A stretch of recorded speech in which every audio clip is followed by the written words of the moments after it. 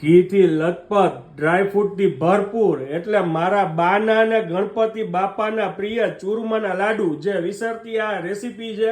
હવે બહુ ઓછી જગ્યાએ ચૂરમાના લાડુ તમને જોવા અને ખાવા મળે. પરફેક્ટ રેસીપી જો તમારે જોવી હોય બાના હાથના લાડુની તો સ્કીપ કર્યા વિના પૂરેપૂરી વિડીયો લાસ્ટ સુધી જોજો. આ જાડો ભાખરીનો લોટ અને આ એમાં રવો નાખવાનો છે. ઓકે. અને આ ચણાનો લોટ મોણ નાખીશ. તેલનું મોણ નાખવામાં આવે છે. લાડુ બનાવવા માટે મેઇન જે ઇન્ગ્રેડિયન્ટ્સ છે એ ગોળ, ઘી, કાજુ બદામ, આ છે જાયફળ, ખસખસ, એલચી અને સૂકું ટોપરું. આટલી વસ્તુ ખાસ જોશે.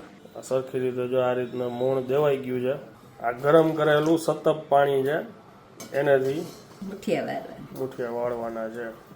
હવે આ મુઠિયાને આપણે આ રીતના તળી લેવાના છે. આ ગરમ ઉતરતા જાય છે, ઉતરે ને એટલે તરત આવી રીતે કટકા કરી નાખવાના એટલે ઠંડા થઈ જાય. ઠંડા થઈ જાય ને પછી એને ભૂકો કરી નાખવાનો. ઘી ગરમ કર્યું છે. હા, ગોળ નાખ દેવાનો. હજી એકદમ નથી થયું, ચાલુ જ કર્યો છે ગેસ. ઓકે. આને શું કહેવાય? ગોળ ઘીની પાઈ. પાઈ. હા, ગોળ ઘીની પાઈ કરવી પડે. હવે એલચીનો ભૂકો, જાયફળનો ભૂકો. હવે પહેલા સરખી રીતે મિક્સ કરી લેશું. આ સરખું મિક્સ થઈ ગયું છે એટલે હવે એમાં નાખશું કાજુ બદામ. આના જો પીસ કરી લીધા છે અને ટોપરાનો ભૂકો. આ છે એમનું મેઇન ઇન્ગ્રેડિયન્ટ્સ ગુંદ, જે ઘીમાં ફ્રાય કરી નાખ્યો છે.